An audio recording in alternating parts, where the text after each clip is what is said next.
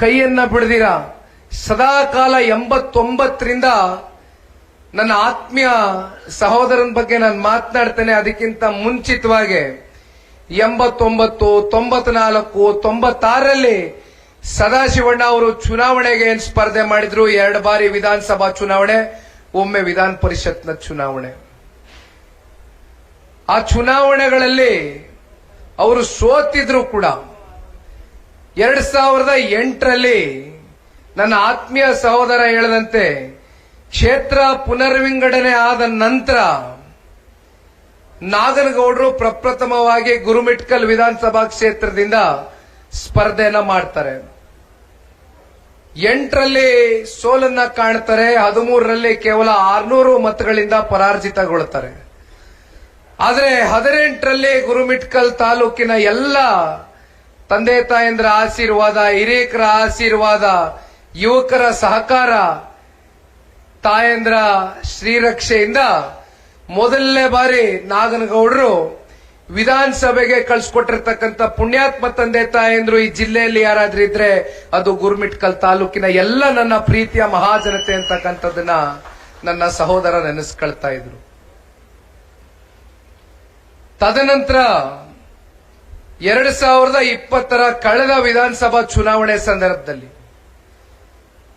ನನ್ನ ಆತ್ಮೀಯ ಸಹೋದರ ಇವತ್ತು ಮುಕ್ತವಾಗಿ ತನ್ನ ಮನಸ್ಸಿನಲ್ಲಿ ಇರ್ತಕ್ಕಂಥ ಮನದಾಳದ ಮಾತುಗಳನ್ನ ಹೃದಯ ಬಿಚ್ಚಿ ಇವತ್ತು ಜಿಲ್ಲೆ ಹಾಗೂ ತಾಲೂಕಿನ 4 ತಾಲೂಕಿನ ಜನತೆ ಮುಂದೆ ಇವತ್ತು ಇಟ್ಟಿರ್ತಕ್ಕಂಥದ್ದು. ಬಹುಶಃ ಇದು ನನ್ನ ಜೊತೆ ಅವರು ಕೂತು ಹಲವಾರು ಬಾರಿ ಅವರ ನಡವಳಿಕೆಗಳು, ಅವ್ರು ಯಾವ ರೀತಿ ಸನ್ಮಾನ್ಯ ಕುಮಾರಣ್ಣ ಅವರಿಗೆ ಇವತ್ತು ನಾನು ಒಬ್ಬ ಮಗ ಇದ್ದೇನೆ ಸತ್ಯ, ಆದ್ರೆ ಇವತ್ತು ಮತ್ತೊಬ್ಬ ಮಗನ ರೂಪದಲ್ಲಿ ಇವತ್ತು ಈ ಜನತಾದಳ ಪಕ್ಷದಲ್ಲಿ ಮತ್ತೊಬ್ಬ ಯುವಕ ಇದ್ದಾನೆ ಅಂದ್ರೆ ಅದು ನಮ್ಮ ಶರಣಗೌಡರು ಕುಮಾರಣ್ಣ ಅವರಿಗೆ. ಅದೇ ರೀತಿ ಸನ್ಮಾನ್ಯ ಕುಮಾರಣ್ಣ ಅವರು ಅವರ ತಂದೆ ಸ್ಥಾನದಲ್ಲಿ ನಿಂತು ಅವರು ಭಾಷಣ ಮುಗಿದೋಗಿತ್ತು, ಆದ್ರೂ ಕೂಡ ಇಲ್ಲ ನಾನು ಇದು ಹೇಳಬೇಕಾಗಿರ್ತಕ್ಕಂಥ ಒಂದು ವಿಚಾರ, ಕ್ಷೇತ್ರದ ಜನತೆಯ ಸರ್ವೋತ್ತಮಕ ಅಭಿವೃದ್ಧಿಗೆ ಯಾವ ರೀತಿ ಸನ್ಮಾನ್ಯ ಕುಮಾರಣ್ಣ ಅವರು ಕೈ ಜೋಡಿಸಿದ್ರು ಅಂತಕ್ಕಂಥದ್ದನ್ನ ಸ್ಮರಿಸುತ್ತಾ ನನ್ನ ಆತ್ಮೀಯ ಸಹೋದರ ಶರಣಗೌಡರು ಮಾತನಾಡತಕ್ಕಂಥದ್ದನ್ನ ಎಲ್ಲರೂ ಕೇಳಿಸ್ಕೊಂಡಿದ್ದೇವೆ. ನೋಡಿ, ರಾಜಕಾರಣದಲ್ಲಿ ಅದರಲ್ಲೂ ಜನತಾದಳ ಪಕ್ಷದ ಇತಿಹಾಸವನ್ನ ನಾವು ತೆಗೆದು ನೋಡಿದಾಗ ಬಹಳ ಜನ ಈ ಪಕ್ಷದಿಂದ ರಾಜಕೀಯದ ಒಂದು ವೇದಿಕೆಯಾಗಿ ಪಕ್ಷದ ಕಾರ್ಯಕರ್ತರ ಒಂದು ದುಡಿಮೆಯಿಂದ, ಪಕ್ಷದ ವರಿಷ್ಠರ ಆಶೀರ್ವಾದವನ್ನ ಇಂದ ಟಿಕೆಟ್ ಅನ್ನ ಪಡೆದುಕೊಂಡು ನಿಮ್ಮ ದುಡಿಮೆಯಿಂದ ಶಾಸಕರಾಗಿರ್ತಕ್ಕಂಥ ಉದಾಹರಣೆಗಳು ಸಾಕಷ್ಟಿದೆ. ಇವತ್ತು ಬಹುತೇಕ 2 ರಾಷ್ಟ್ರೀಯ ಪಕ್ಷಗಳಲ್ಲಿ ಇವತ್ಯಾರು ಶಾಸಕರಾಗಿ ಮಂತ್ರಿಗಳಾಗಿ ಕೆಲಸವನ್ನ ನಿರ್ವಹಣೆ ಮಾಡ್ತಾ ಇದ್ದಾರೋ ಅವರೆಲ್ಲರೂ ಕೂಡ ಜನತಾ ಪಕ್ಷದ ಔಟ್ಪುಟ್ಗಳ ಪ್ರಾಡಕ್ಟ್ಗಳೇ. ಅದು ಸನ್ಮಾನ್ಯ ದೇವೇಗೌಡರು ಸಾಹೇಬರು ಹಾಗೂ ರಾಜ್ಯಾದ್ಯಂತ ನಮ್ಮ ಪಕ್ಷದ ನಿಷ್ಠಾವಂತ ಕಾರ್ಯಕರ್ತ ಬಂಧುಗಳ ಶ್ರಮ, ಅವ್ರಿಗೆ ಸಿಕ್ಕಿರ್ತಕ್ಕಂಥ ಪ್ರತಿಫಲ. ಆದರೆ ಇವತ್ತು ನಾವು ನೋಡ್ತಾ ಇದ್ದೇವೆ ರಾಜಕಾರಣದಲ್ಲಿ ನಿಷ್ಠೆ ಅಂತಕ್ಕಂಥ ಪದಕ್ಕೆ ಎಲ್ಲೋ ಒಂದ್ ಕಡೆ ನಮ್ಮೆಲ್ಲರಲ್ಲೂ ಇತ್ತೀಚಿನ ರಾಜಕಾರಣದ ಕೆಲವೊಂದಷ್ಟು ಬೆಳವಣಿಗೆಗಳು ನಾವು ನೋಡಿದಂತ ಹಿನ್ನೆಲೆಯಲ್ಲಿ ಯಾಕೋ ಹಿಂದಿದ್ದಂಗೆ ದೇವೇಗೌಡರು ಸಾಹೇಬರ ಕಾಲದಲ್ಲಿ, ಕುಮಾರಣ್ಣ ಅವರ ಕಾಲಘಟ್ಟದಲ್ಲಿ ಹಿಂದಿದ್ದಂತ ರಾಜಕಾರಣಕ್ಕೂ ಇವತ್ತಿನ ರಾಜಕಾರಣಕ್ಕೂ ಗಜಗಜಾಂತರ ವ್ಯತ್ಯಾಸ ಆಗಿದೆಯಲ್ಲ ಅಂತಕ್ಕಂಥ ಒಂದು ಆತಂಕ ಇವತ್ತಿನ ಯುವ ಪೀಳಿಗೆಗಳಲ್ಲಿ ಮೂಡಿರ್ತಕ್ಕಂಥದ್ದು ಸತ್ಯ. ಯಾರೇ ಪಕ್ಷವನ್ನ ಬಿಟ್ಟು ಹೋಗಿರ್ಬೋದು, ಯಾರೇ ಪಕ್ಷವನ್ನ ತ್ಯಜಿಸಿ ಹೋಗಿರ್ಬೋದು, ಅಧಿಕಾರದ ಆಸೆಗೋ, ಹಣದ ಆಸೆಗೋ ಅಥವಾ ಮತ್ತೊಂದಕ್ಕೋ. ಆದರೆ ಸದಾಕಾಲ ಯಾದಗಿರಿ ಜಿಲ್ಲೆಯ ಜನತಾದಳ ಪಕ್ಷವನ್ನ ಪ್ರತಿನಿಧಿಸಿ ಸನ್ಮಾನ್ಯ ದೇವೇಗೌಡರಿಗೆ, ಸನ್ಮಾನ್ಯ ಕುಮಾರಣ್ಣ ಅವರಿಗೆ ಬೆಂಬಲವಾಗಿ ಅವರ ಹೋರಾಟಕ್ಕೆ ಜೊತೆಯಲ್ಲಿ ಹೆಜ್ಜೆಯನ್ನ ಹಾಕ್ತಾ ಇರ್ತಕ್ಕಂಥ ಕುಟುಂಬ ಜನತಾದಳ ಪಕ್ಷದಲ್ಲಿ ಯಾವ್ದಾದ್ರೂ ಕರ್ನಾಟಕ ರಾಜ್ಯದಲ್ಲಿ ಯಾವ್ದಾದ್ರೂ ಜಿಲ್ಲೆನಲ್ಲಿದ್ರೆ ಅದು ನಾಗನಗೌಡರ ಕುಟುಂಬ ಅಂತಕ್ಕಂಥದ್ದನ್ನ ಮತ್ತೊಮ್ಮೆ ನಾನು ಹೇಳಬೇಕಾಗ್ತದೆ. ಇವತ್ತು 3ನೇ ತಲೆಮಾರು. ಸದಾಶಿವಣ್ಣ ಅವರ ನಂತರ, ನಾಗನಗೌಡರ ನಂತರ ಇವತ್ತು ಶರಣಗೌಡರು. ಶರಣಗೌಡರ ಬಗ್ಗೆ ನಾನು ಒಂದು ಮಾತನ್ನ ತಿಳಿಸಬೇಕಾಗ್ತದೆ. ಈ ಹಿಂದೆ 2019ರ ಲೋಕಸಭಾ ಚುನಾವಣೆಯಲ್ಲಿ ಮಂಡ್ಯದಿಂದ ನಾನೇನು ಸ್ಪರ್ಧೆ ಮಾಡಿದ್ದೆ. ಆ ಚುನಾವಣೆಯಲ್ಲಿ ನಾನು ಪರಾಜಿತಗೊಂಡ ನಂತರ ಪಕ್ಷದಲ್ಲಿ ಆ ಹಿಂದೆ ಮಧು ಬಂಗಾರಪ್ಪನವರು ಯುವಜನತಾದಳ ಅಧ್ಯಕ್ಷರಿದ್ರು. ಆಗಿನ್ನು ಅವರು ಪಾಪ ಹೋಗಿದ್ದಾರೆ, ಈಗ ಅವ್ರ ಬಗ್ಗೆ ಚರ್ಚೆ ಬೇಡ. ಸನ್ಮಾನ್ಯ ದೇವೇಗೌಡರು ಸಾಹೇಬರು ಯಾರಾದ್ರೂ ಕ್ರಿಯಾಶೀಲ ಯುವಕನಿಗೆ, ಪಕ್ಷ ಕಟ್ತಕ್ಕಂಥ ಹಂಬಲ ಇರ್ತಕ್ಕಂಥ, ಛಲ ಇರ್ತಕ್ಕಂಥ ಯುವಕನಿಗೆ ಯುವ ಘಟಕದ ರಾಜ್ಯಾಧ್ಯಕ್ಷರ ಸ್ಥಾನದ ಒಂದು ಹುದ್ದೆನ ಅವ್ರಿಗೆ ಕೊಡಬೇಕು ಅಂತಕ್ಕಂಥ ತೀರ್ಮಾನದೊಂದಿಗೆ ಸನ್ಮಾನ್ಯ ದೇವೇಗೌಡರು ಸಾಹೇಬರು ಶರಣಗೌಡರನ್ನ ಕರೆಸಿರ್ತಾರೆ. ಆಗ ಶರಣಗೌಡರು ಈಗ ತಾನೇ ವೇದಿಕೆ ಮೇಲೆ ಮಾತನಾಡಬೇಕಾದ್ರೆ ಹೇಳ್ತಾ ಇದ್ರು, ಅವ್ರ ತಂದೆಯವರು ಶಾಸಕರಾಗಿದ್ರು ಕೂಡ ತಳಮಟ್ಟದಲ್ಲಿ ಯಾರಾದ್ರೂ ಕೂಡ ಕೆಲಸ ಮಾಡಬೇಕಾಗ್ತದೆ, ಕುಟುಂಬದಲ್ಲಿ ಕಾರ್ಯಕರ್ತರ ಜೊತೆ ಬೆರಿಬೇಕಾಗ್ತದೆ, ಜನರ ಜೊತೆ ಬೆರಿಬೇಕಾಗ್ತದೆ. ಯಾಕೆಂದ್ರೆ ಶಾಸಕರಾದಾಗ ಶಾಸಕ ಸ್ಥಾನಕ್ಕೆ ತನ್ನದಾದಂತ ಕಮಿಟ್ಮೆಂಟ್ಗಳಿರ್ತವೆ, ತನ್ನದಾದಂತ ಜವಾಬ್ದಾರಿಗಳಿರ್ತದೆ. ಹಲವಾರು ಕಮಿಟಿ ಮೀಟಿಂಗ್ಗಳನ್ನ ಅಟೆಂಡ್ ಮಾಡಬೇಕಾಗ್ತದೆ, ಸೆಷನ್ಗಳು ನಡೆಯುತ್ತೆ. ಈ ರೀತಿ ಅನೇಕ ಸಂದರ್ಭದಲ್ಲಿ ಕನಿಷ್ಠ ಪಕ್ಷ ಕಾರ್ಯಕರ್ತರು ಹಾಗೂ ಜನತೆ, ತಾಲೂಕಿನ ಜನತೆ ಅಪೇಕ್ಷೆ ಇಟ್ಕೊಳ್ತಕ್ಕಂಥದ್ದು. ಯಾರಾದ್ರೂ ಕುಟುಂಬದ ಒಬ್ಬ ವ್ಯಕ್ತಿ ಅಥವಾ ಅವ್ರ ಮನೆಯವರು, ಮಕ್ಕಳು ಅಥವಾ ಅವ್ರ ತಮ್ಮಂದ್ರು, ಅಣ್ಣಂದ್ರು ಯಾರಾದ್ರೂ ಒಬ್ರು ನಿರಂತರ ಸಂಪರ್ಕದಲ್ಲಿ ಇರಬೇಕು ಅಂತಕ್ಕಂಥದ್ದು ತಾಲೂಕಿನ ಜನತೆ ಅಪೇಕ್ಷೆ ಇಟ್ಕೊಳ್ತಾರೆ. ಆ ಜಾಗವನ್ನ ತುಂಬಿಸ್ತಕ್ಕಂಥ, ಭರಿಸ್ತಕ್ಕಂಥ ಕೆಲಸ ನಾಗನಗೌಡರ ಸುಪುತ್ರರು ಶರಣಗೌಡರು ಮಾಡ್ತಾ ಇದ್ರು. ಹಾಗಾಗಿ ಆ ಯುವ ಜನತಾ ದಳದ ಅಧ್ಯಕ್ಷ ಸ್ಥಾನಕ್ಕೆ ಸನ್ಮಾನ್ಯ ದೇವೇಗೌಡರು ಸಾಹೇಬ್ರ ತಲೆನಲ್ಲಿ ಮೊದಲು ಬಂದಂತ ವ್ಯಕ್ತಿ ಯಾರು ಅಂದ್ರೆ ಅದು ಶರಣಗೌಡರು. ಆದ್ರೆ ಶರಣಗೌಡರು ಇಲ್ಲ, ನಾನು ಮುಂದಿನ ಸಾರ್ವತ್ರಿಕ ವಿಧಾನಸಭಾ ಚುನಾವಣೆಗೆ ನಮ್ಮ ತಂದೆಯವರ ಪರವಾಗಿ, ನಮ್ಮ ಕಾರ್ಯಕರ್ತರ ಪರವಾಗಿ, ಏಕೆಂದ್ರೆ ಇಲ್ಲಿವರೆಗೂ ನಾವೇನು ಹೋರಾಟ ಮಾಡ್ಕೊಂಡ್ ಬಂದಿದ್ದೇವೆ, ಇಷ್ಟು ವರ್ಷಗಳ ಕಾಲ ಹಲವಾರು ಸಂದರ್ಭದಲ್ಲಿ ಹಲವಾರು ಚುನಾವಣೆಗಳಲ್ಲಿ ಸೋಲನ್ನ ಉಂಡಿರ್ತಕ್ಕಂಥದ್ದೇ ಜಾಸ್ತಿ. ಈಗ ಜನ ನಮಗೆ ಆಶೀರ್ವಾದ ಮಾಡಿದ್ದಾರೆ.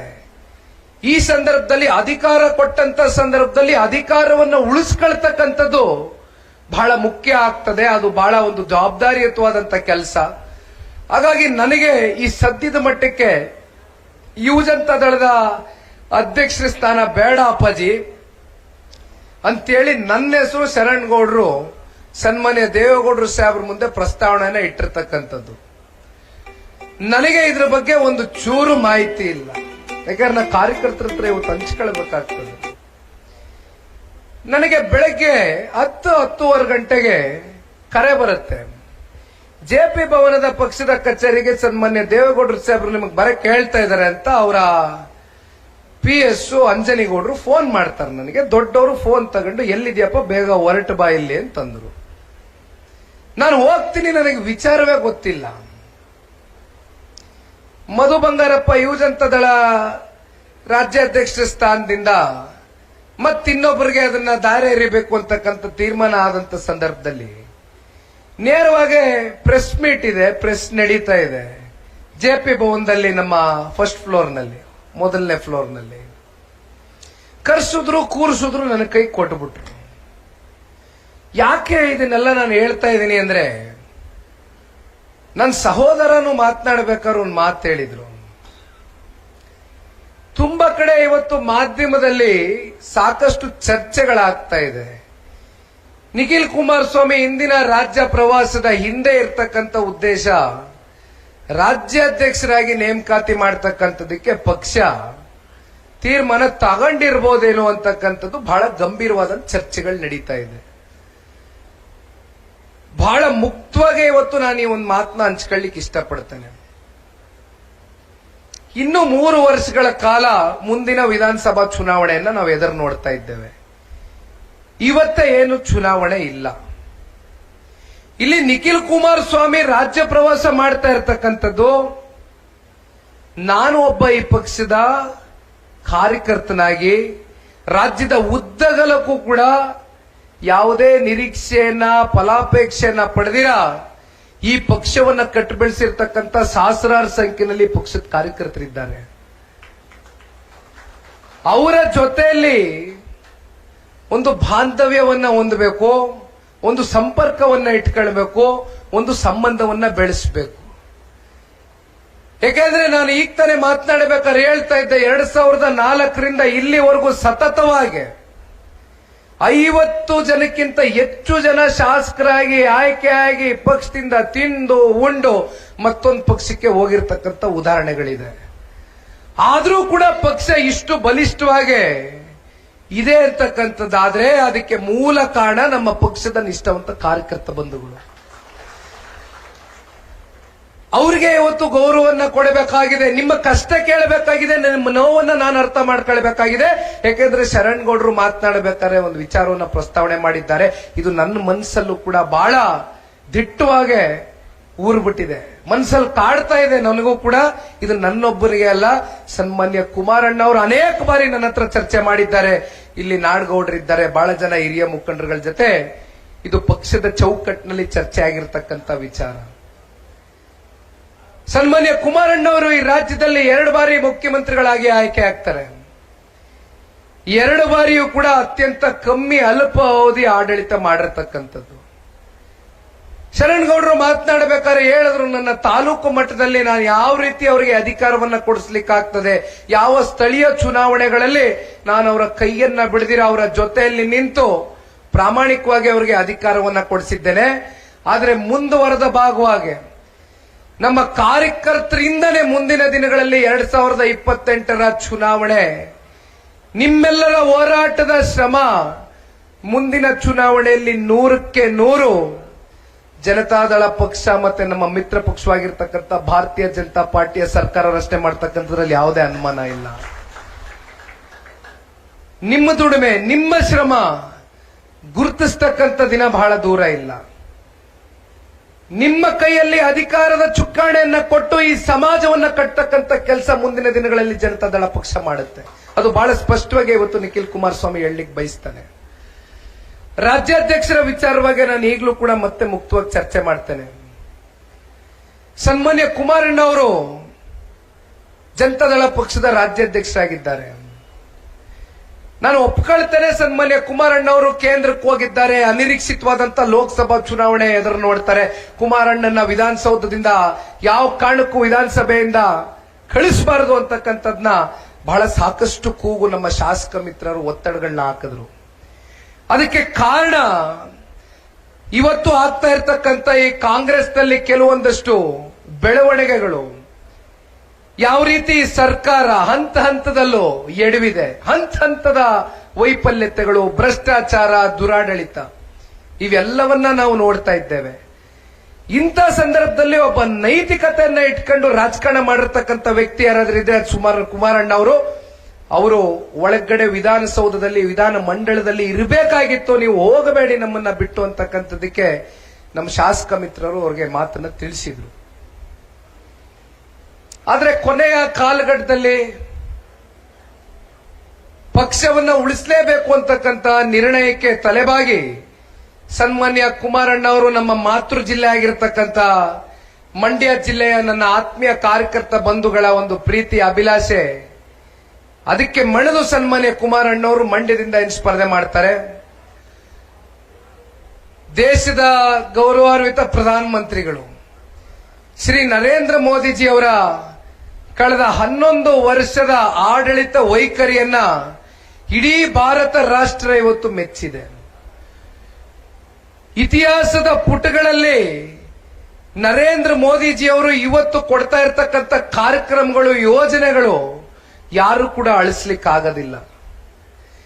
ಸನ್ಮಾನ್ಯ ದೇವೇಗೌಡರು ಅಂತಕ್ಕಂಥ ನಾಯಕ ಕಳೆದ ಸಂಸತ್ತು ಚುನಾವಣೆಯಲ್ಲಿ ಭಾರತೀಯ ಜನತಾ ಪಾರ್ಟಿ ಎಂದೇ ಎನ್ಡಿಎಯ ಮಿತ್ರಕೂಟದ ಭಾಗವಾಗಿ ಇವತ್ತು ಜನತಾದಳ ಪಕ್ಷವು ಕೂಡ ಇವತ್ತು ಏನ್ ಸೇರ್ಕೊಂಡಿದ್ದೆ, ನಾವು ಒಂದು ಬೆಂಬಲವನ್ನ ಕೊಟ್ಟಿದ್ದೇವೆ. ನರೇಂದ್ರ ಮೋದಿಜಿಯವರ ಆಡಳಿತವನ್ನ ಮೆಚ್ಚಿ ಅವ್ರ ಜೊತೆನಲ್ಲಿ ಹೋಗಿದ್ದೇವೆ. ಭಾರತ ರಾಷ್ಟ್ರ ಅತಿ ದೊಡ್ಡ ಆರ್ಥಿಕ ಶಕ್ತಿಯಾಗಿ ಪರಿವರ್ತನೆ ಆಗಬೇಕು ಅಂತಕ್ಕಂಥ ಕಲ್ಪನೆಯನ್ನ ನರೇಂದ್ರ ಮೋದಿಜಿಯವರು ಇಟ್ಕೊಂಡಿದ್ದಾರೆ. ಅದಕ್ಕೆ ಪೂರಕವಾಗಿ ಈಗ 4ನೇ ಸ್ಥಾನದಲ್ಲಿ ಭಾರತ ದೇಶ ಅತಿ ದೊಡ್ಡ ಆರ್ಥಿಕ ಶಕ್ತಿಯಾಗಿ ಬೆಳೆದಿದೆ. ಮುಂದಿನ ದಿನಗಳಲ್ಲಿ ಅದು ನಂಬರ್ 1 ಸ್ಥಾನಕ್ಕೆ ಹೋಗಿ ತಲುಪಬೇಕು ಅಂತಕ್ಕಂಥದ್ದು ನರೇಂದ್ರ ಮೋದಿಜಿಯವರ ಕಲ್ಪನೆ. ಅದಕ್ಕೆ ಇವತ್ತು ಸನ್ಮಾನ್ಯ ದೇವೇಗೌಡರು ಸಾಹೇಬರು ತಗೊಂಡಿರ್ತಕ್ಕಂಥ ನಿರ್ಣಯ, ಕಳೆದ ಸಂಸತ್ ಚುನಾವಣೆಯಲ್ಲಿ ಜನತಾದಳ ಪಕ್ಷ ಹಾಗೂ ಭಾರತೀಯ ಜನತಾ ಪಾರ್ಟಿಯ ಮಿತ್ರತ್ವ, ನಮ್ಮ ಪಕ್ಷದ ತಳಮಟ್ಟದ ಕಾರ್ಯಕರ್ತರ ಒಂದು ಹೊಂದಾಣಿಕೆ, ಆರೋಗ್ಯಕರವಾದಂತಹ ಒಂದು ಚುನಾವಣೆ, ಜೊತೆಯಲ್ಲಿ ನಮ್ಮ ಕನ್ನಡ ನಾಡಿನ 7.5 ಕೋಟಿ ಕನ್ನಡಿಗರು ಇದನ್ನ ಒಪ್ಕೊಂಡಿದ್ದಾರೆ ಅಂತಕ್ಕಂಥದ್ದಕ್ಕೆ ಒಂದು ಸಣ್ಣ ಉದಾಹರಣೆ. 19 ಜನ ಸಂಸದರನ್ನ ಇವತ್ತು ನರೇಂದ್ರ ಮೋದಿಜಿ ಅವರಿಗೆ ಕನ್ನಡ ನಾಡಿನ ಜನತೆ ಉಡುಗೊರೆಯಾಗಿ ಕೊಟ್ಟಿರ್ತಕ್ಕಂಥದ್ದು. ಅದರ ಮುಂದುವರೆದ ಭಾಗವಾಗಿ ಬಹಳ ಜನ ಗೊತ್ತಿಲ್ಲ, 19 ಸಂಸದರು ಅಂತ ಅನ್ಕೊಳ್ತೇವೆ, ಆದ್ರೆ 151 ವಿಧಾನಸಭಾ ಕ್ಷೇತ್ರಗಳ ಪೈಕಿ 151 ವಿಧಾನಸಭಾ ಕ್ಷೇತ್ರದಲ್ಲೂ ಕೂಡ ಎನ್ಡಿಎ ಅಭ್ಯರ್ಥಿಗಳು ಲೀಡ್ ಅನ್ನ ತಗೊಂಡಿದ್ದಾರೆ, ಪ್ರಚಂಡ ಬಹುಮತವನ್ನ ಪಡೆದಿದ್ದಾರೆ. ಅಂದ್ರೆ ಇದು ಮುಂದಿನ 2028ರ ದಿಕ್ಸೂಚಿ ಅಂತಕ್ಕಂಥದ್ದು ನಾವು ಯಾರು ಕೂಡ ಮರಿಬಾರದು. ಅದೇ ತರ ಇವತ್ತು ಇಲ್ಲಿ ಶರಣ್ಗೌಡರು ಕೂಡ ತಾಲೂಕಿನಲ್ಲಿ ಎನ್ಡಿಎ ಮಿತ್ರ ಪಕ್ಷದ ಅಭ್ಯರ್ಥಿಗಳಿಗೆ 17,000 ಅಂತರದ ಒಂದು ಲೀಡನ್ನ ಅವರ ನೇತೃತ್ವದಲ್ಲಿ ನಿಮ್ಮೆಲ್ಲರ ಹೋರಾಟದ ಹಿನ್ನೆಲೆಯಲ್ಲಿ ಕೊಟ್ಟಿರ್ತಕ್ಕಂಥದ್ದು ಕೂಡ ನಾವು ಮರೀಲಿಕ್ಕಿಲ್ಲ. ಕೊಟ್ಟ ಮೇಲೆ ಕಿರಿಕಿರಿ ಜಾಸ್ತಿ ಆಗಿದೆ ಅಂತಾರೆ ಸಹೋದರ. ರಾಜಕಾರಣದಲ್ಲಿ ಸವಾಲುಗಳು ಸ್ವಾಭಾವಿಕ. ಯಾರು ಸವಾಲನ್ನ ಸ್ವೀಕಾರ ಮಾಡಿ ಅದನ್ನ ಮೆಟ್ ನಿಲ್ತಾನೋ ಅವನು ದೀರ್ಘಕಾಲ ಜನರ ಹೃದಯದಲ್ಲಿ ಉಳಿತಾನಂತೆ. ಚುನಾವಣೆಗಳಲ್ಲಿ ಏಳು ಬೀಳುವಂತಕ್ಕಂಥದ್ದು ಸರ್ವೇ ಸಾಮಾನ್ಯ, ಅದನ್ನ ಸಮಚಿತವಾಗಿ ತಗೊಂಡು ಹೋಗಬೇಕಾಗ್ತದೆ. ಕೇವಲ ನಾವು ಚುನಾವಣೆಯಲ್ಲಿ ಇದ್ರೆ ಮಾತ್ರ ಗೆದ್ರೆ ಮಾತ್ರ ರಾಜಕಾರಣದಲ್ಲಿ ಮುಂದುವರಿಬೇಕು, ಇಲ್ಲಾಂದ್ರೆ ತಟಸ್ಥ ಆಗಬೇಕು ಅಂತಕ್ಕಂಥ ಮನಸ್ಥಿತಿ ಇಟ್ಕೊಂಡ್ರೆ ಅಂತವ್ರು ರಾಜಕಾರಣಕ್ಕೆ ಬರಬಾರದು. ಯಾಕಂದ್ರೆ ಜನ ಎಷ್ಟೋ ಸಂದರ್ಭದಲ್ಲಿ ನಮಗೂ ಮತ ಹಾಕಿರ್ತಾರೆ, ನಮ್ಮನ್ನು ಪ್ರೀತಿಸ್ತಕ್ಕಂಥ ವರ್ಗ ಇರ್ತಾರೆ, ನಮ್ಮನ್ನು ನಂಬಿರ್ತಕ್ಕಂಥ ಕಾರ್ಯಕರ್ತರು ಇರ್ತಾರೆ, ಅವ್ರಿಗೆ ಮೋಸ ಮಾಡಬಾರದು. ಈಗ ಶರಣ್ಗೌಡರು ಹೇಳ್ದಂಗೆ ತಂದೆಯವರು 13ರಲ್ಲಿ 600 ಓಟಿಂದ ಸೋತಿರ್ತಕ್ಕಂಥದ್ದು. 600 ಓಟಿಂದ ನಾನು ಸೋತ್ ಬಿಟ್ಟೆ, ನಾನು ಪರಾಜಿತಗೊಂಡು ಬಿಟ್ಟೆ ಅಂತ 10 ಜನ ನಮಗ್ ಮತ ಹಾಕಿರ್ತಾರಲ್ಲ, ಅವ್ರ ಕೈ ಬಿಟ್ರೆ ಆ ಭಗವಂತ ಮೆಚ್ತಾನ? ಕಾರ್ಯಕರ್ತರು ಎಲ್ಲೋಗ್ಬೇಕು, ಪಕ್ಷ ಏನಾಗ್ತದೆ, ಇವೆಲ್ಲವೂ ಕೂಡ ಆಲೋಚನೆ ಮಾಡಬೇಕಾಗ್ತದೆ. ಅವ್ರ ಜಾಗವನ್ನ ಇವತ್ತು ಬರ್ಸಿರ್ತಕ್ಕಂಥ ಶರಣ್ಗೌಡರು ಬಹಳ ಜನ ಇವತ್ತು ಮಾತನಾಡಬೇಕಾದ್ರೆ ಶರಣ್ಗೌಡರು ಹೇಳಿದ್ರು, ನಾಡಗೌಡರು ಸಾಹೇಬ್ರು ಒಂದು ಮಾತು ಹೇಳಿದ್ರು, ಮುಂದಿನ ದಿನಗಳಲ್ಲಿ 2028ರ ಚುನಾವಣೆಯ ಫಲಿತಾಂಶ ಬಳಿಕ ಪ್ರತಿ ಜಿಲ್ಲೆಯಲ್ಲೂ ಕೂಡ ಜನತಾದಳ ಪಕ್ಷದ ಉಸ್ತುವಾರಿ ಮಂತ್ರಿಗಳಿರಬೇಕು ಅಂತಕ್ಕಂಥ ಚರ್ಚೆ ಏನ್ ಬಂತು. ಆಗ ಇಲ್ಲಿರ್ತಕ್ಕಂಥ ಹಿರಿಯಕರು ನಾಡಗೌಡರು ಸಾಹೇಬ್ರು ಒಂದು ಮಾತನ್ನು ಹೇಳಿದ್ದಾರೆ, ಇವತ್ತು ಕನ್ನಡ ನಾಡನ್ನ ಒಂದು ಸಮೃದ್ಧ ನಾಡಾಗಿ ಇವತ್ತು ರೈತರು, ದೀನದಲಿತರು, ಬಡವರು, ಕೂಲಿ ಕಾರ್ಮಿಕರು, ಹೆಣ್ಮಕ್ಳು, ಯುವಕರು ನೆಮ್ಮದಿಯಾಗಿ ಮುಂದಿನ ದಿನಗಳಲ್ಲಿ ಬದುಕನ್ನ ಕಾಣಬೇಕು ಅಂತಕ್ಕಂಥದ್ದಾದ್ರೆ ಸನ್ಮಾನ್ಯ ಕುಮಾರಣ್ಣ ಅವರು ಈ ರಾಜ್ಯದ ಮುಖ್ಯಮಂತ್ರಿಗಳಾಗ್ಲಿ ನಾವು ಯಾವ್ದಕ್ ಬೇಕಾದ್ರೂ ತ್ಯಾಗ ಮಾಡ್ಲಿಕ್ಕೆ ಸಿದ್ಧ ಅಂತಕ್ಕಂಥ ದೊಡ್ಡ ಮಾತುಗಳನ್ನ, ದೊಡ್ಡ ಮನಸ್ಸಿನ ಮಾತುಗಳನ್ನ ಇವತ್ತು ನಮ್ಮ ಮುಖಂಡರುಗಳು ಈ ವೇದಿಕೆ ಮೂಲಕ ಹಂಚ್ಕೊಂಡಿದ್ದಾರೆ. ಇವತ್ತು ಸನ್ಮಾನ್ಯ ಕುಮಾರಣ್ಣ ಅವರು ಕೇಂದ್ರದಲ್ಲಿ ಸಚಿವರಾದ ಬಳಿಕ ಬಹಳ ಜನ ಇವತ್ತು ಕಾಂಗ್ರೆಸ್ನ ನಾಯಕರುಗಳು ಪ್ರಶ್ನೆ ಮಾಡ್ತಾರೆ, ಕುಮಾರಣ್ಣ ಅವರು ಏನ್ ಮಾಡಿದ್ದಾರೆ 1 ವರ್ಷದಿಂದ ಅಂತ. ಇವತ್ತು ಕುಮಾರಣ್ಣ ಅವರಿಗೆ ಇರ್ತಕ್ಕಂಥ 2 ಇಲಾಖೆ, ಒಂದು ಹುಕ್ಕು ಮತ್ತೆ ಇನ್ನೊಂದು ಬೃಹತ್ ಕೈಗಾರಿಕೆ. ನನ್ನ ಇಲಾಖೆಗೆ ನಾನು ಸೀಮಿತವಾಗಿ ಕೆಲಸ ಮಾಡಿದ್ರೆ ಸಾಕು ಅಂತಕ್ಕಂಥದ್ದು ಎಂದು ಕೂಡ ಅವರು ಭಾವಿಸಿಲ್ಲ. ಕನ್ನಡ ನಾಡಿನ ಜನತೆ ಅವರಿಗೆ ಆಶೀರ್ವಾದ ಮಾಡಿ ಉನ್ನತವಾದಂತ ಸ್ಥಾನದಲ್ಲಿ ಕೂರಿಸಿದ್ದೀರಿ. ವಿಶೇಷವಾಗಿ ನಮ್ಮ ಜನತಾದಳ ಪಕ್ಷ ಹುಟ್ಟಿರ್ತಕ್ಕಂಥದ್ದು, ಉಸಿರಾಡ್ತಾ ಇರ್ತಕ್ಕಂಥದ್ದು, ಮುಂದಿನ ದಿನಗಳಲ್ಲಿ ಎಂದೂ ಕೂಡ ಶಾಶ್ವತವಾಗಿ ದನಿಯನ್ನ ಗೂಡಿಸ್ತಕ್ಕಂಥದ್ದು ರೈತರ ಪರವಾಗಿ ಅಂತಕ್ಕಂಥದ್ದನ್ನ ಅನೇಕ ಸಂದರ್ಭದಲ್ಲಿ ಸಾಬೀತು ಮಾಡಿದ್ದೀವಿ. ಅದಕ್ಕೆ 2-3 ಉದಾಹರಣೆಗಳು ಇತ್ತೀಚಿನ ದಿನಗಳಲ್ಲಿ ಆದಂತದ್ದನ್ನ ಕೊಡ್ಲಿಕ್ಕೆ ಬಯಸ್ತೇನೆ. ತಂಬಾಕು ಬೆಳೆಗಾರರು ತಂಬಾಕುವನ್ನ ಬೆಳೆದಿದ್ರು, ಅವರಿಗೆ ಬೆಂಬಲ ಬೆಲೆ ನಿಗದಿಯಾಗಿರಲಿಲ್ಲ. ರೈತರು ಬೆಳೆದಂತ ಬೆಳೆ ಸಂಪೂರ್ಣವಾಗಿ ಚೆಲ್ಲಿದ್ರು. ಅವರು ಬೆಳೆದಂತ ಪ್ರೊಡಕ್ಷನ್ ಖರೀದಿ ಆಗಿರಲಿಲ್ಲ. ಅದನ್ನ ಖರೀದಿ ಮಾಡಲಿಕ್ಕೆ ಆದೇಶ ಹೊರಡಿಸಿ ಮನವಿಯನ್ನ ಕೊಟ್ಟು ಕೇಂದ್ರದ ಕೃಷಿ ಸಚಿವರು ಶಿವರಾಜ್ ಸಿಂಗ್ ಚೌಹಾಣ್ ಜಿ ಅವರಿಗೆ ಮಾತನಾಡಿದ್ದು ಸನ್ಮಾನ್ಯ ಕುಮಾರಣ್ಣ ಅವರು. ಮತ್ತೊಂದು ಕಡೆ ಮಾವು ಬೆಳೆಗಾರರು, ಮಾವು ಬೆಳೀತಕ್ಕಂಥವ್ರು, ಅವರು ಕೂಡ ಮಾವನ್ನ ಬೀದಿ ಬೀದಿಲಿ ಚೆಲ್ತಕ್ಕಂಥದ್ದು ಆಕ್ರೋಶವನ್ನು ವ್ಯಕ್ತಪಡಿಸಿದ್ರು. ಆ ಸಂದರ್ಭದಲ್ಲೂ ಸನ್ಮಾನ್ಯ ಕುಮಾರಣ್ಣ ಅವರು ನಿಂತು ಮಾವು ಬೆಳೆಗಾರರು 2.5 ಲಕ್ಷ ಮೆಟ್ರಿಕ್ ಟನ್ ಅಷ್ಟು ಮಾವಿಗೆ ಬೆಂಬಲ ಬೆಲೆಯನ್ನ ಕೊಡಿಸಿರ್ತಕ್ಕಂಥದ್ದು ಇದೇ ಕುಮಾರಣ್ಣ ಅವರು. ಇಲ್ಲಿರ್ತಕ್ಕಂಥ ಪ್ರಭಾವಿ ನಾಯಕರು ಎಷ್ಟು ವರ್ಷ ರಾಜಕಾರಣದಲ್ಲಿ ಅವರಿಗೆ ಜಿಲ್ಲೆಯ ಜನತೆ ಶಾಸಕ ಸ್ಥಾನವನ್ನ ಎಸ್ಸಲಿ ಕೊಟ್ಟಿದ್ದೀರಿ, ಎಸ್ಸಲಿ ಸಂಸದರಾಗಿ ಆಯ್ಕೆ ಮಾಡಿದ್ದೀರಿ. ದೀರ್ಘಕಾಲ ಆಡಳಿತ ಪಕ್ಷದಲ್ಲಿ ಕೆಲಸ ಮಾಡಿದ್ದಾರೆ. ಆದ್ರೆ ಯಾವ ರೀತಿ ಇವತ್ತು ಅಧಿಕಾರಿಗಳನ್ನ ಇಲ್ಲಿ ನಡೆಸ್ಕೊಳ್ತಾ ಇದ್ದಾರೆ ಅಂತಕ್ಕಂಥದ್ದು ನಾನು ಶರಣ್ಗೌಡ್ರಿಗೂ ಕೂಡ ಕೇಳ್ತಾ ಇದ್ದೆ. ನನಗೂ ವಿಷಯ ಮುಟ್ತು, ಎಲ್ಲ ಪತ್ರಿಕೆಗಳಲ್ಲಿ ಓದಿದ್ದೆ, ಹಾಗಾಗಿ ಅವ್ರಿಗೆ ಕೇಳಿದೆ. ನಿಷ್ಠಾವಂತ ಅಧಿಕಾರಿಗಳು ಪಾರದರ್ಶಕವಾಗಿ ಕೆಲಸ ಮಾಡ್ತಕ್ಕಂಥದಕ್ಕೆ ಒಂದು ಉಸಿರುಕಟ್ಟು ವಾತಾವರಣ ಈ ಸರ್ಕಾರದಲ್ಲಿ ಇಡೀ ರಾಜ್ಯದಲ್ಲಿ ಎಲ್ಲೆಡೆ ಕೂಡ ನೋಡ್ತಾ ಇದ್ದೇವೆ.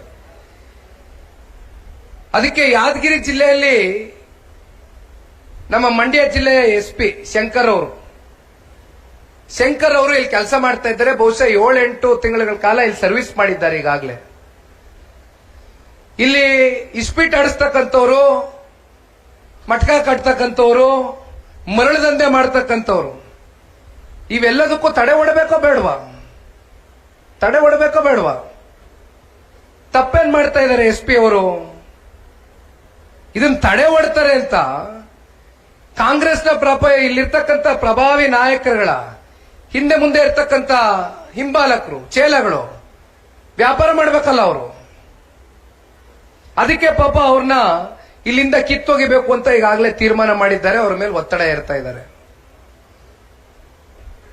ಇದು ಇಲ್ಲಿರ್ತಕ್ಕಂಥ ಪ್ರಭಾವಿ ನಾಯಕರುಗಳು ಜಿಲ್ಲೆಯ ಜನತೆಗೆ ಕೊಡ್ತಾ ಇರ್ತಕ್ಕಂಥ ಬಳುವಳಿ, ನಿಷ್ಠಾವಂತ ಅಧಿಕಾರಿಗಳಿಗೆ, ನಿಷ್ಠಾವಂತ ಸೇವೆಗೆ. ಅನೇಕ ವಿಚಾರಗಳಿದೆ ಮಾತನಾಡೋದಕ್ಕೆ. ಕಲಬುರಗಿ ಜಿಲ್ಲೆಗೆ ನಿನ್ನೆ ದಿನ ಜೇವರಿಗೆ ಹೋದಂತ ಸಂದರ್ಭದಲ್ಲಿ ಪ್ರತಿನಿತ್ಯ ನೋಡ್ತಾ ಇದ್ದೀರಿ ಎಷ್ಟು ಕೊಲೆ ಪ್ರಕರಣಗಳು ಪ್ರತಿನಿತ್ಯ ಕಣ್ಣಿಗೆ ಬೀಳ್ತಾ ಇದೆ, ಎಷ್ಟು ಬೆಳಕು ಚೆಲ್ತಾ ಇದೆ. ಆದ್ರೆ ಇವತ್ತಿಗೂ ಕೂಡ ನಮ್ಗೇನೂ ಗೊತ್ತಿಲ್ಲ ಅಂತ ಕೈ ಕಟ್ಟೆ ಹಾಕೊಂಡು ಕೂತಿದ್ದಾರೆ. ಕಾನೂನು ಸುವ್ಯವಸ್ಥೆ ಅಂತಕ್ಕಂಥದ್ದು ಈ ರಾಜ್ಯದಲ್ಲಿ ಸಂಪೂರ್ಣವಾಗಿ ಸತ್ತೋಗಿದೆ, ಕುಸ್ತೋಗಿದೆ. ಯಾರು ಕೇಳ್ತಕ್ಕಂಥವ್ರು ದಿಕ್ಕಿಲ್ಲ. ಇಲ್ಲಿ ಸೇಡಮು ಮತ್ತೆ ನಮ್ಮ ಚಿತ್ತಾಪುರ 2 ತಾಲೂಕಿನಲ್ಲಿ ಸ್ಯಾಂಡ್ ಮಾಫಿಯಾ 165 ಕೋಟಿ ರೂಪಾಯಿ ದೊಡ್ಡ ಹಗರಣ, ದೊಡ್ಡ ಭ್ರಷ್ಟಾಚಾರ. ಜಿಲ್ಲಾಡಳಿತ ಕಣ್ಮುಚ್ಕೊಂಡು ಕೂತಿದೆ. ಯಾವ ಜಿಲ್ಲಾಧಿಕಾರಿಗಳು ಮಾತನಾಡ್ತಕ್ಕಂಥದ್ದಿಲ್ಲ. ಸರ್ಕಾರದಲ್ಲಿರ್ತಕ್ಕಂಥ ಪ್ರಭಾವಿ ಮಂತ್ರಿಗಳು ಅದನ್ನ ಕನಿಷ್ಠ ಪಕ್ಷ ಒಂದು ತನಿಖೆಗೆ, ಒಂದು ತನಿಖಾ ಏಜೆನ್ಸಿ ಮಾತಾಡ್ತಾರೆ. ಪಾಪ SIT ಅಂತೀರಿ, SSITನೋ SITನೋ ಅದು ಏನೋ ನಮಗ್ ಗೊತ್ತಿಲ್ಲ.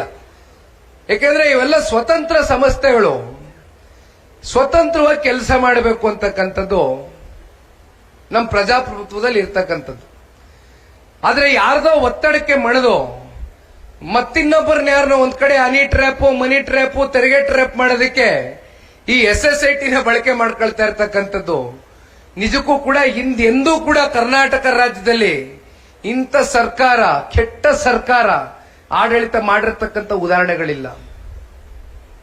ಅಕ್ಕಪಕ್ಕ ರಾಜ್ಯಗಳಲ್ಲಿ ಇವತ್ತು ಕಾಂಗ್ರೆಸ್ನವ್ರ ಪಾಪ ಹೇಳ್ತಾರೆ, ಜನತಾದಳ ಪಕ್ಷ ಮುಗದೆ ಹೋಯ್ತು, ಜನತಾದಳ ಪಕ್ಷ ಎಲ್ಲಿದೆ, ಜನತಾದಳ ಪಕ್ಷ ದುರ್ಬೀನ್ ಹಾಕಿ ಹುಡುಕ್ಬೇಕು, ಯಾರು ಇರ್ಲಿಕ್ಕಿಲ್ಲ ಜನತಾದಳ ಪಕ್ಷದಲ್ಲಿ ಅಂತ ಹೇಳ್ತಾರೆ. ಪಾಪ ನಮ್ಮ ಶಾಸಕ ಮಿತ್ರರನ್ನು ಕರೀತಾರೆ, ಬನ್ನಿ ಬನ್ನಿ ನಮ್ಮ ಪಕ್ಷಕ್ಕೆ ಸೇರ್ಪಡೆ ಆಗ್ಬಿಡಿ, ಬನ್ನಿ ಬನ್ನಿ ನಾವು ಅನುದಾನ ಕೊಡ್ತೀವಿ ಅಂತಾರೆ. ಇತ್ತೀಚೆಗೆ ಹೊಸದಾಗಿ ಗೆದ್ದಿರ್ತಕ್ಕಂಥ ಶಾಸಕ ಮಿತ್ರರು ಜಾಸ್ತಿ ಇದ್ದಾರೆ ನಮ್ಮ ಜನತಾದಳದಲ್ಲಿ. ಅವ್ರು ಕರೆದಾಗೆಲ್ಲ ನನಗೊಂದು ಫೋನ್ ಮಾಡ್ತಾರೆ, ಕರೀತಾ ಇದ್ದಾರೆ ಅಂತ. ದಯಮಾಡಿ ಹೋಗಿ ಬನ್ನಿ. ಜನತೆ ನಮ್ಮ ಓಟ್ ಹಾಕಿದ್ದಾರೆ. ಜನಗಳ ಪರವಾಗಿ ನಿಮ್ಗೆ ಏನಾರು ಅನುದಾನ ಸಿಕ್ಕಿ ನೀವೇನಾರು ಕೆಲಸ ಮಾಡ್ತಕ್ಕಂಥದ್ದಕ್ಕೆ ನಿಮ್ಗೆ ಅವಕಾಶ ಸಿಕ್ಕಿದ್ರೆ ದಯಮಾಡಿ ತುಂಬ ಹೃದಯದಿಂದ ಅದನ್ನ ತೆಗೆದುಕೊಂಡು ಬಂದು ಕೆಲಸ ಮಾಡಿಸಿ ಅಂತ ಹೇಳಿದ್ದೇನೆ. ಕರೀತಾರೆ ಪಾಪ, ಕರೆದು ಕೂರ್ಸ್ಕೊಂಡು ನೀರಾವರಿ ಇಲಾಖೆಯಲ್ಲಿ 85 ಕೋಟಿ ನಿನಗೆ, 150 ಕೋಟಿ ನಿನಗೆ ಅಂತಾರೆ. ಏನ್ ಪಕ್ಕದಲ್ಲಿ ನಿನ್ಸ್ಕೊಂಡು ಪತ್ರ ಇಟ್ಕೊಂಡು ಒಂದು ಪೋಸ್ಟ್ ಕೊಡಿಸ್ತಾರೆ. ಬಾಪ ಫೋಟೋಗ್ರಾಫರ್ ಫಸ್ಟ್ ಪೋಸ್ಟ್ ತಗೊಂಡ್ ಕಳ್ಸಯ್ಯ, ಫೋಟೋ ತಗೊಬಿಡು. 12 ಜನ ರೆಡಿ ಆಗೋರೆ ಅಂತ ಹೇಳ್ತಾ ಇದೀವಲ್ಲ, 12ರಲ್ಲಿ ಇವರು ಅವ್ರೆ ಅಂತ ಆಚೆ ಕಡೆ ಬಿಂಬಿಸ್ಬೇಕಲ್ಲ. ಆಮೇಲೆ ಮೊನ್ನೆ ಮತ್ತೆ ಕೇಳಿದೆ ನಮ್ಮ ಶಾಸಕರಿಗೆ, ಬಂತ ದುಡ್ಡು ಅಂತ.